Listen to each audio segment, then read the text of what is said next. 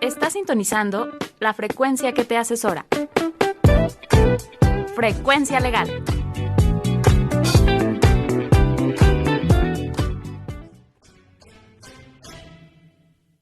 ¿Qué tal, amigos de Radio Frecuencia Legal? ¿Cómo estamos? Nuevamente tenemos otro programa y un programa pues con un tema pues bastante triste, un tema que ha pegado a México, un tema que si bien es una realidad, muchas de estas cifras son maquilladas, son manipuladas o son escondidas para temas de fines pues políticos, ¿no? Para estos temas, estas estadísticas.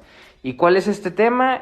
Vamos a estar hablando de la desaparición forzada a involuntaria de personas. Para eso está con nosotros el doctor Fabricio Lorusso. Él es un doctor en estudios latinoamericanos y ha estudiado ya desde hace mucho tiempo el fenómeno de desaparición forzada a involuntaria de personas y es actual investigador aquí en el área de ciencias sociales de la Universidad Iberoamericana León. Fabricio, buenos días, ¿cómo estás? Buenos días, muy bien, gracias y muchas gracias por el espacio, Nacho, y poder pues platicar de este tema que ya sacude Guanajuato, además del resto del país, ya desde hace unos años, ¿no? Sí, es un tema que realmente siempre ha existido en México, se toca muy poco y como todo en México siempre tiene tintes políticos y hay que taparlo más que se pueda. Entonces vamos a estar hablando de este tema, vamos a escuchar nuestra primera canción del programa y regresamos de lleno.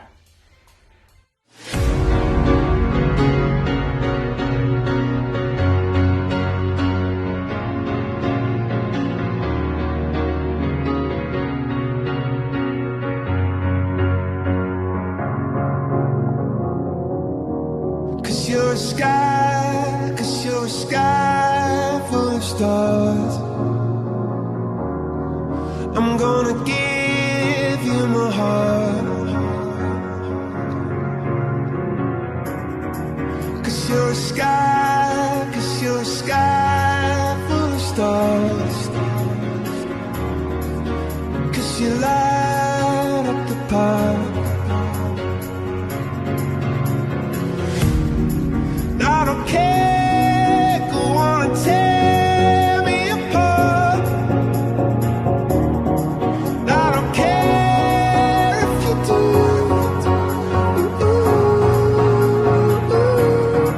Cause in the sky full of stars, I think I saw you.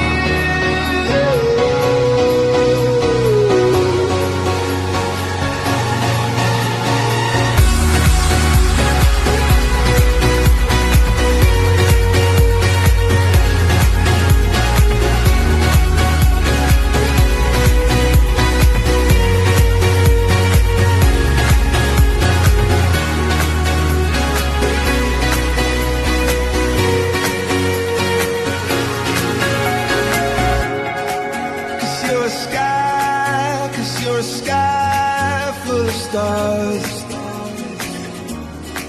I wanna die in your arms.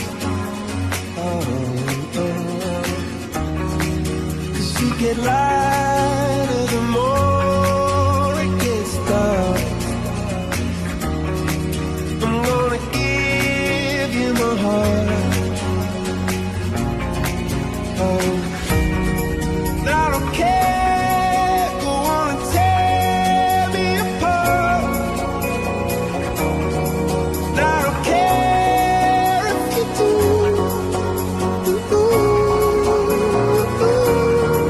Cause in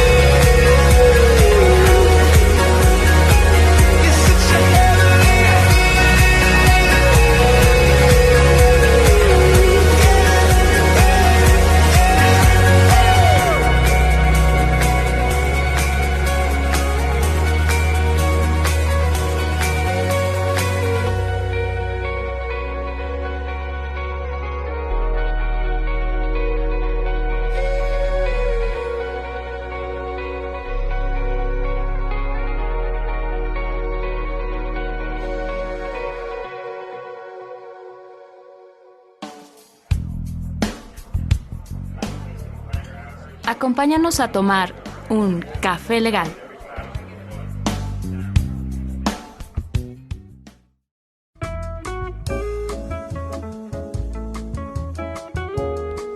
Bueno, regresamos a esta primera sección del programa y como les comentábamos, ¿no? Vamos a estar hablando de este fenómeno de la desaparición forzada.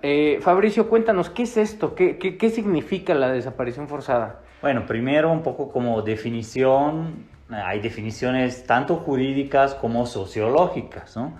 Pero bueno, lo básico es cuando se desconoce el paradero de una persona, esta persona está desaparecida, es decir, se desconoce su paradero y después hay figuras legales que la regulan porque en la mayoría de los casos, o en muchos casos, es víctima de un delito además, o sea, es involuntariamente desaparecida, ¿no? Puede ser una desaparición forzada porque quien la cometa es un funcionario público, un militar, un policía, policía estatal. O sea, va a ser una autoridad. Una autoridad. Ok.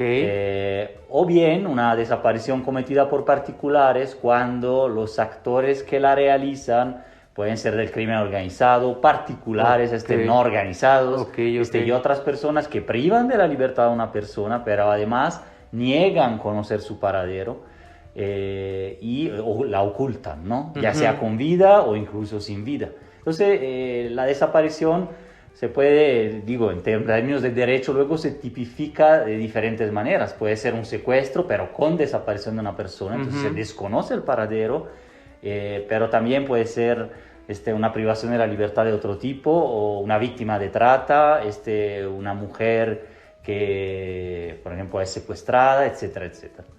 Oye, y tú que nos visitas del extranjero y has estado analizando otros países, ¿el problema aquí en México es mucho mayor a comparación de otros lados? ¿Es menor? ¿Está en el promedio? ¿O cómo catalogarías tú a México? Mira, es algo interesante porque en términos generales siempre pensamos en desaparecidos y pensamos ahora en México, Colombia, Argentina, Guatemala, hasta Irak o países árabes, países en conflicto armado, ya sea declarado formalmente como guerra civil o conflicto armado, o bien de baja intensidad o localizado en ciertos territorios, como sucede en México. En Colombia, de hecho, era un conflicto armado formalmente declarado, etc. Sin embargo, personas cuyo paradero desconocemos hay en todos los países. ¿Cuál es la diferencia? Es que en un contexto de, conflicto armado o de guerra entre grupos criminales con participación de fuerzas del Estado, fuerzas paramilitares que actúan por ahí, bloqueos, retenes, alta militarización del contexto nacional, pues ya lamentablemente una buena parte de las desapariciones hay que suponer, y en verdad es así, que sí se cometen delitos en contra de ellas. No son simplemente personas que se van con el novio, como dicen algunos gobernadores, desaparecieron por ahí, o que emigraron, o que en algo andaban. Simplemente ya es un fenómeno que atañe a toda la población y que finalmente está dentro de un contexto tan ya de alta criminalidad y de violencia, que se tiene que suponer que un desaparecido sí es víctima de un crimen y hay que buscarlo inmediatamente. O sea, no es un desaparecido de Suiza o de Francia, que a lo mejor sí se perdió en los Alpes realmente. Aquí sí lo que hay que sospechar, y por eso existe la búsqueda inmediata, es que una persona desaparecida, sobre todo si es niño, niña, adolescente, si es mujer, etcétera, toda una serie de categorías que también están en la ley, pues es víctima de un crimen grave y hay que buscarlo inmediatamente porque el problema se desbordó. Hay más de 100,000 desaparecidos en México. Totalmente de acuerdo, porque justamente, y lo mencionábamos ahorita al principio, es un tema en donde ya se ve involucrada la autoridad, se ve involucrado gobernadores, se ven involucrados presidentes municipales, autoridades como Marina, Ejército, ahora Guardia Nacional. Es impresionante que en un país como México esto sea algo, yo me atrevería a decir, tan común. ¿Por qué? El objetivo más bien de este programa es poderle llevar contenido a la gente de una forma digerible, de una forma entendible. Hemos estado en esta quinta temporada tratando de hacer un despertar social, un despertar de la conciencia. ¿Por qué? porque hay muchos temas en los que todavía la mayoría de las personas no son conscientes de las problemáticas, no son conscientes de que un fiscal de la República se está metiendo a temas de un juicio adentro de la Suprema Corte de Justicia, y hablan de cuántos ministros tienen en su bolsa prácticamente. Justamente en la semana, creo que el día de ayer o antier, salió un video de Ayotzinapa, donde se ven 3 camionetas o 4 camionetas de la Marina dejando cuerpos en un basurero, incendiando esos cuerpos, e incluso llegó una policía estatal, no la dejaron entrar, se regresaron todos, y a los minutos llegó todo un convoy con el gobernador, con el fiscal del estado y con todas las autoridades, y pues prácticamente fue una simulación.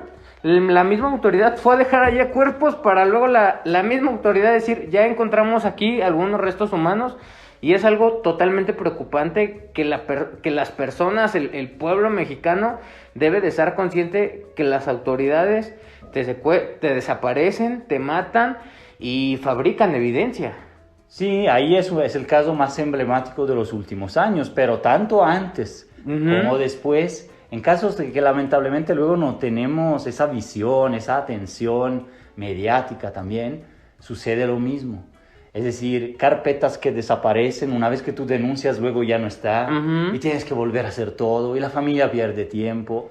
Ministerios públicos que no te reciben la denuncia y te dicen que tienes que esperar 72 horas cuando no es verdad, tienen que recibirla y abrir una búsqueda y luego ya una investigación como tal, y muchas veces no lo hacen, y depende también de quién eres, ¿no? Si llegas bien empoderado acá, o según hasta tu clase social, tu etnia, tu poder económico y político, tu color de piel, la investigación procede de otra manera. Ese es un hecho.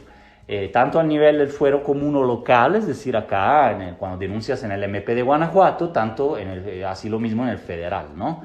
Según el tipo de delito, pero al final la problemática de las fiscalías es endémica, es histórica, viene desde las épocas anteriores, y la desaparición acompaña la historia de México lamentablemente desde los años 40, según muchas evidencias, y de manera sistemática, es decir, cuando ya el Estado adopta la idea de desaparecer a personas como para sembrar terror, para eliminar a opositores políticos en esa primera fase, ya es en los 60s y sobre todo 70s. Después de esa época, en los 80s, 90s, no es que ya no hay desaparecidos o activistas políticos, militantes, comuneros, ejidatarios, es decir, un montón de personas, sobre todo en el medio rural, sino que sigue de baja intensidad, con algunas decenas o centenares al año, y no se habla ya mucho del problema, como si hubiera acabado. En cambio, ya desde 2006, con una nueva oleada de militarización de la seguridad pública, ataques, operativos conjuntos, retenes, etcétera, otra vez desde la autoridad, pero también los grupos criminales que han aprendido esta técnica, ahí está que se vuelve a reproducir la desaparición como múltiples formas, ¿no? de ataque a la población para despoblar un territorio, como se ha hecho en Coahuila, en Nuevo León, en Tamaulipas, para amedrentar grupos, pero también ya en general contra la población, cualquiera que a lo mejor se paró en la carretera o que ha tenido algún problema o que simplemente vive en alguna colonia, ya sea del centro, pero también de la periferia de ciudades de Guanajuato, etcétera, puede ser víctima de este delito, que es una grave violación a derechos humanos. O sea, es peor que un delito simple, es una violación múltiple y es tremendo, ¿no? Es tremendo para las familias. Entonces, hay que denunciar, ¿sí? Hay que denunciar inmediatamente, hay que exigirle a la autoridad y acercarse a los grupos que trabajan en sociedad civil, en la academia, ¿no? Aquí en la Ibero León, por ejemplo, pero también todos los colectivos que hay en la entidad. Por ejemplo, en Guanajuato hay 15, o a nivel nacional también hay organizaciones, para no perder tiempo, no sentir miedo, no sentirse que algo pasó, el estigma de los vecinos, de la gente, ay, desapareció uno, mejor ni me meto ni hablo. No, se puede hablar, etcétera, según el contexto claro de peligrosidad o de situación, pero que la familia que fue víctima de eso sí que vaya a denunciar, etcétera. Es mi recomendación que siempre hago en los programas, y que denuncie ya sea a la Comisión de Búsqueda, que es una institución encargada de buscar, o bien al Ministerio Público como institución encargada de buscar e investigar como penalmente. No, sí, es un tema bastante impresionante lo que ha provocado este fenómeno de la desaparición forzada. Realmente las personas pues muchas veces no se acercan justamente, como dices, al Ministerio Público porque Ya fui una vez, me desaparecieron la carpeta, ya fui otra vez, recibí amenazas, recibí llamadas. Sí. Entonces la misma gente empieza a no darle seguimiento a estos delitos, para lo que se vuelve una opacidad más, ¿no? Se vuelve una cifra menos de toda esta problemática que existe en México. Vamos a una canción y regresamos para seguir con este tema.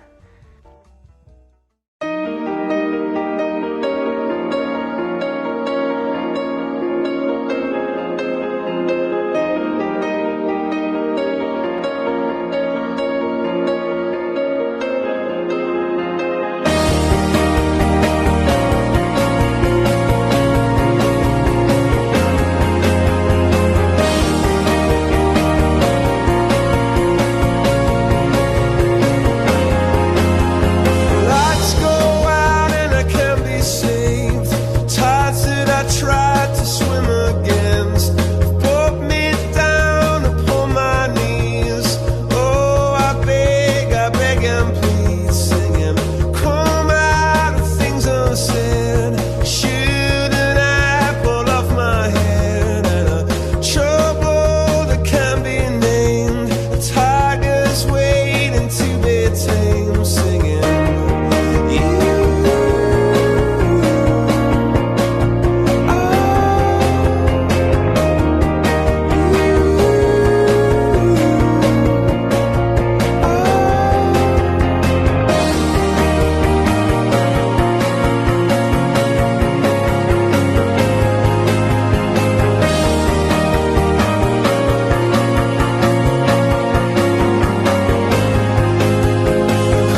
Confusion never stops, closing walls and ticking clocks. Gonna come back and take you home. I could not stop, but you now know, singing, come out upon my seas. Curse me, stop opportunities. Am I a part of the cure, or am I part of the disease? Singing,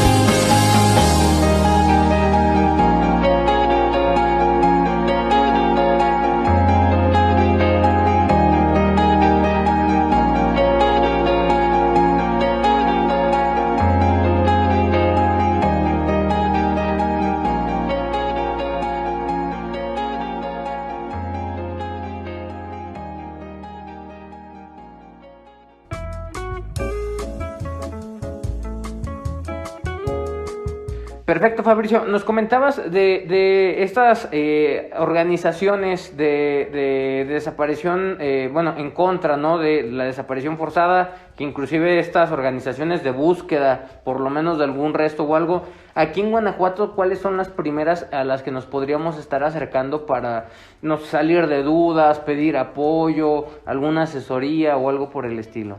Sí, claro, en el resto del país existen desde los años 70 y Ok. luego ya con esta nueva oleada de violencias que vivimos desde 2008, 2009 se han creado en muchos estados, pero Guanajuato prácticamente tenía 2 organizaciones al inicio de los casos del 2010, 2011 y una todavía sigue activa que es el colectivo Justicia y Esperanza en San Luis de la Paz, Ok. el colectivo Cazadores aquí en León. Sin embargo, es que a finales del 19, en el 20 y sobre todo en el 21 surgen ya en muchas otras ciudades grupos que van a búsquedas independientes, realizan mesas de trabajo con la autoridad, presionan a los municipios, presionan al MP, van en grupo a exigir sus derechos, porque no son prebendas, no son dádivas, son derechos previstos en las leyes. Entonces, pues uno se puede acercar a través, yo digo que a través de redes sociales, Twitter, Ok. Facebook.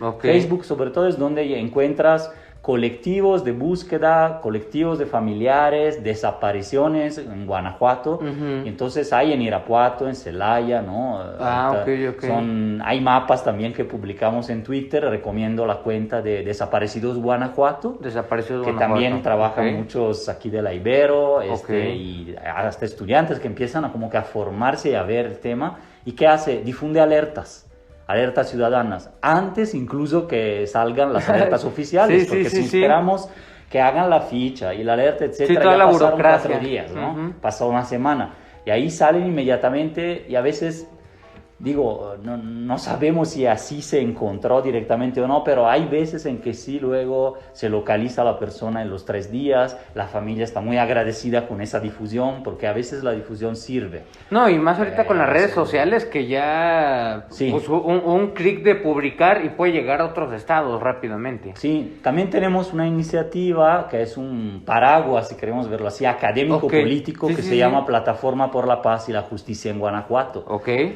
Colaboramos varios pequeños equipos y personas de la sociedad civil o de la academia, también aquí Ujú. de la Ibero, de la UG, y otras, que es para el fortalecimiento organizativo de los colectivos y el apoyo de procesos políticos o de memoria o de restitución o de investigación acerca de la desaparición, la búsqueda, sus seres queridos, sus vidas, porque hay que buscarlos con vida, presumiendo vida, Ujú. pero también van a buscar en fosas clandestinas, porque a veces pues hay indicios de que puede estar ahí.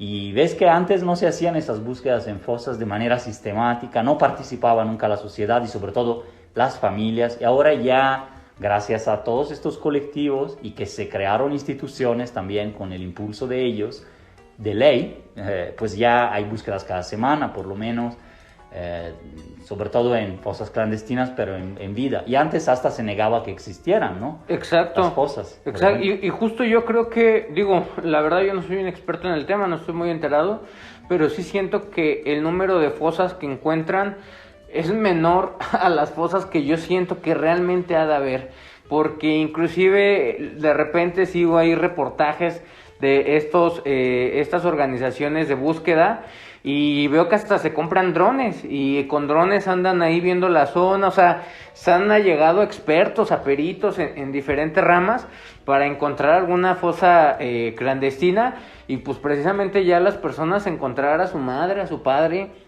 a su hijo, a su hermano, porque es muy triste realmente que algo así en México esté pasando y yo creo que es realmente triste que sea una herramienta común para callar a las personas. ¿Por qué?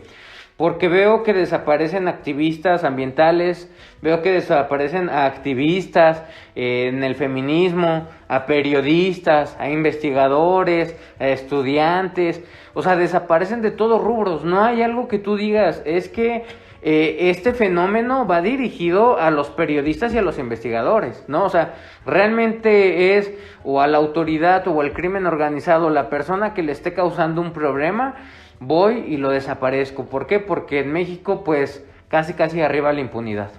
Sí, es que ya es complejo el fenómeno, es decir, sí pueden tener como objetivo, ya sea autoridades o grupos del crimen organizado coludidos con autoridades o independientes, así, a personas destacadas de comunidades, de grupos, etcétera, como dices. Pero ya es un fenómeno generalizado, tanto es así que en Guanajuato tenemos ahora cifras oficiales, 2.700 personas desaparecidas, lo cual significa al menos el doble. Según la cifra negra, pero muchas no denuncian. Tenemos conocimiento en muchos pueblos más pequeños también, o barrios en que la gente de plano no denuncia ni siquiera la desaparición así tan grave que es, por miedo, por dinámicas de ahí que tienen. Represalias, todo. De todo tipo, o por desconocimiento y varias situaciones. Entonces, de todas estas, pues, una mayoría han desaparecido, o sea, más del 50% en los últimos 3 años y medio. Entonces, sí se desbordó el fenómeno. Totalmente. En Guanajuato. Y si lo notas, paralelamente, justo de 2018, por ahí, es cuando Guanajuato es el número 1 en homicidios dolosos. Y ya entre los primeros estados en hallazgos de fosas clandestinas. Son fenómenos que ya hemos visto en Juárez, en la frontera, en el Estado de México, en Tamaulipas, así, con diferentes lógicas, pero que sí van de la mano bastante. El aumento en las desapariciones, el aumento en la tasa de asesinatos y luego los hallazgos de esa modalidad muy cruel, muy terrible de ocultamiento, ¿no? Que son estos, de hecho ya les empiezan a llamar, en Guanajuato también hay sitios de exterminio. Es decir, no simplemente es una fosa clandestina con una persona, sino son fosas con muchas, o sea, fosas comunes en algunos casos. ¿Y por qué sitio de exterminio? Porque es utilizado ese campo, ese lugar, ¿no? Durante años, en total impunidad y no tan lejos de casas, cascos urbanos, panteones municipales. O sea, es un sitio ya utilizado para ese fin por un grupo durante un tiempo, con muchas fosas que se reproducen en el tiempo. Pues justamente, híjole, no me acuerdo del nombre de la serie, pero salió una serie o un documental en Netflix sobre una desaparición casi entera a un pueblo, en el que el crimen, en México, Allende, ¿no? En Allende se llama. Es realmente triste ver cómo el crimen organizado junto con las autoridades municipales de ese municipio, pues prácticamente la prisión era su centro de operaciones. Tenían ranchos en donde eran estos campos de exterminio, me atrevería a decir, donde estaba reunido todos los que sabían del pueblo, los que estaban los que ellos pensaban que estaban contra ellos porque mataron a niños. Entonces, y eso pasó hace cuántos años, y estamos diciendo que este fenómeno se ha agravado. Por eso justamente yo decía, este programa que haga este despertar de conciencia para que la gente diga, oye, acá también hay una problemática, hay que ponerle atención, las mismas autoridades nos están desapareciendo, hay que hacer algo. Entonces justamente es por esto estos temas tan interesantes, pues para que la gente diga, ok, no entendía yo este punto, ahora sí lo entiendo. Ahora, Fabricio, para ir un poco cerrando, ¿cómo ves tú el camino para disminuir este fenómeno, para acotar todos estos números, híjole, que son totalmente, pues, una tragedia, ¿no? La cantidad de personas que están desaparecidas, la cantidad de personas que no denuncias. ¿Cómo ves tú Guanajuato? ¿Qué hace falta a las autoridades? ¿Qué le hace falta a la sociedad para ya tratar de controlar este fenómeno? Digo, a lo mejor somos conscientes que no se va a erradicar a corto plazo, a largo plazo se busca eso, pero ¿qué camino vamos a seguir?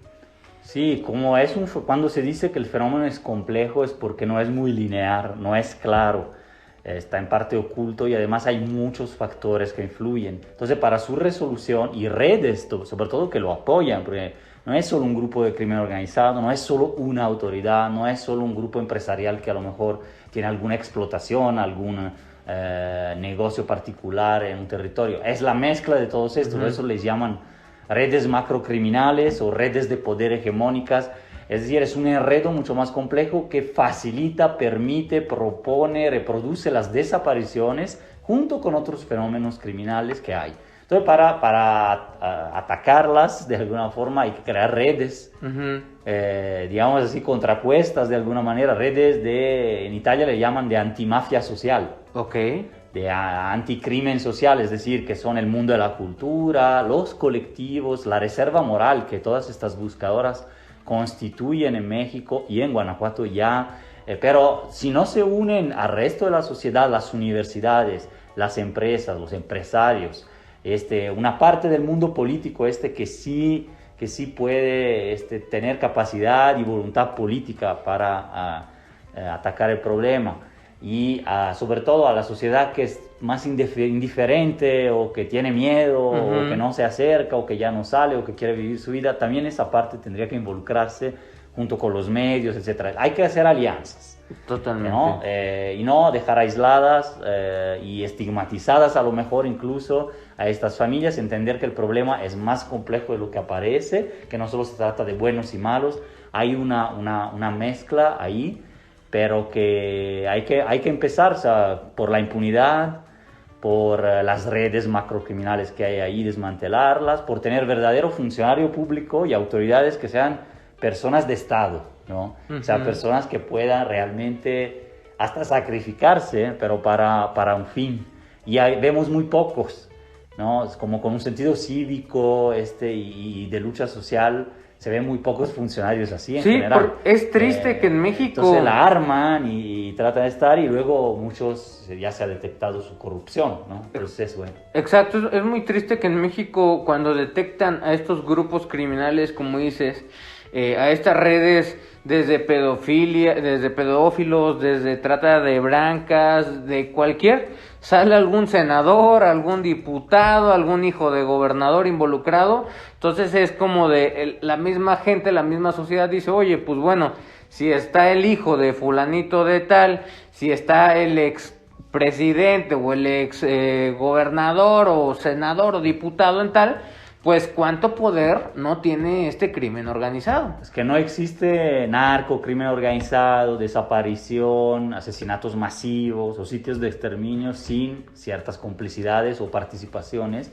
sin una élite empresarial, criminal, política de diferente tipo, nacional, transnacional, que lo permite o lo incluso impulsa como parte de sus negocios. Se le llama conflictos armados del siglo XXI, es decir, híbridos, o bien por los recursos económicos, humanos, etc. Entonces es una disputa casi ya sin reglas, en que hay grupos de élite que puede ser la élite criminal, que a veces es muy confundida con la empresarial o con la política, o son parte de grupos de élite o de poder que no son tan distintos. Siempre imaginamos en las series, ¿no?, el narco folclórico o el campesino que se hizo rico con la amapola, etc. Pero bueno, aunque puede existir esa realidad, no es esa la realidad que pasa día a día y de la vida real, de la vida criminal, es más compleja. Y entonces ahí pues simplemente estigmatizamos a lo mejor a la parte más pobre de la población o vulnerable, cuando no consideramos que todo ese dinero se lava, se recicla en otros circuitos, que bancos como HSBC, ¿no? En Estados Unidos pactó con el gobierno por haber lavado dinero de Estado del Chapo Guzmán, por ejemplo, ¿no? O de grupos de Sinaloa. Entonces, todo eso como que tendemos a ignorarlo, vemos solamente los casos y pensamos, no, a mí no me va a pasar, no van a desaparecer, en algo andaban, y así normalizamos y nos tranquilizamos, pero si el problema es más grande, entonces hay que atacar todo eso, desde la Procuración de Justicia, la antimafia social, la organización social de este tipo, y tratar de acercarse a los temas y apoyar desde lo que se puede hacer como estudiantes o como academia también. Oye, Fabricio, y por último, ya ahorita que comentas Estados Unidos, ¿en países de primer mundo este fenómeno se ve a mayor escala o está a menor escala? No se da el fenómeno de la violencia extrema asociada al consumo, producción y venta de drogas o a otros fenómenos criminales, extorsión, lavado de dinero y otros giros, armas, personas, ¿no? Son los tres negocios: drogas, armas y personas. No solo es droga, pero también combustibles, etcétera. Como hemos visto en Guanajuato, antes no se trataba tanto de drogas, ¿no? Sino de más bien el huachicol, etcétera. De todos esos giros que pueden estar en la legalidad en un estado y en la ilegalidad total en otro estado, tanto de la Unión Americana como de los países, generan asimetrías y problemas de regulación, de leyes, que luego los grupos criminales pues utilizan también de esa manera, pero no generan esos aspectos de violencia porque pues ahí es el mercado de venta y es el mercado que tiene que quedar en un nivel aceptable, además de que hay un Estado de Derecho en general y un trabajo de las autoridades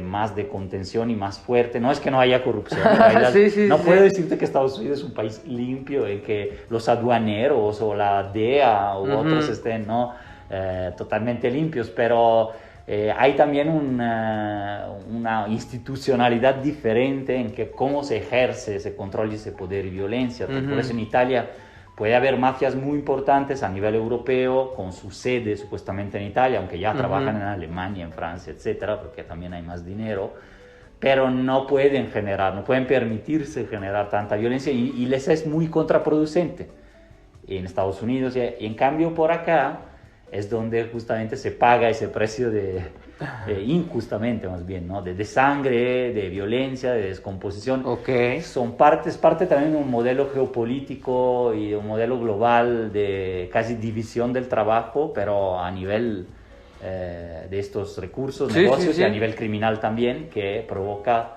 causas diferentes. Y siempre ha sido así también en otros aspectos de la economía, por ejemplo, etcétera, el tipo de explotación y de destrucción que se da en países del sur del mundo siempre es diferente. Hay despojo, no hay leyes, no se respetan, hay una serie de posibilidades de inversión salvajes, con lucros enormes que solo acá lo pueden hacer.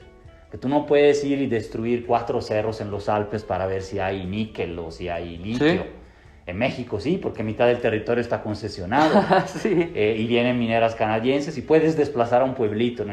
Es difícil que lo hagas, piensa, no sé, en Bélgica, ¿no? O sea, por así decirlo, en Andorra, o vas a Londres a hacer lo que se hace de especulación de construcción en la Ciudad de México, pues no.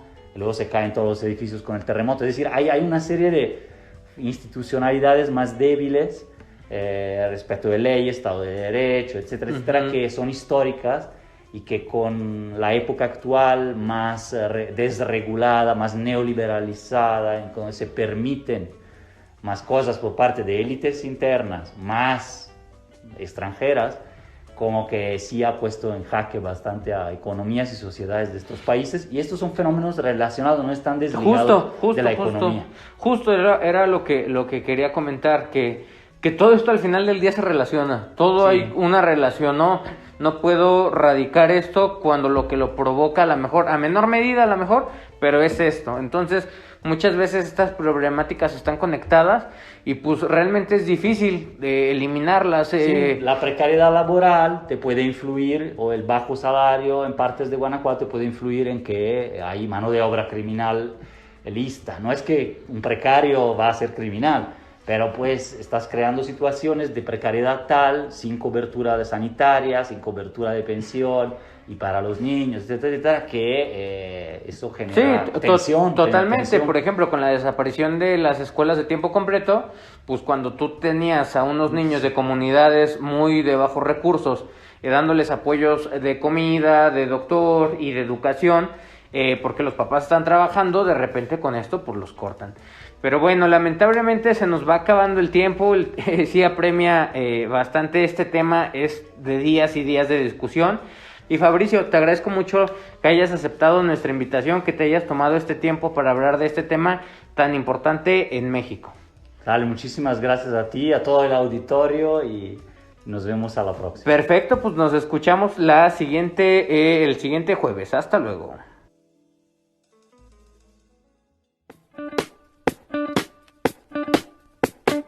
Sintonizaste la frecuencia que te asesora. Frecuencia Legal.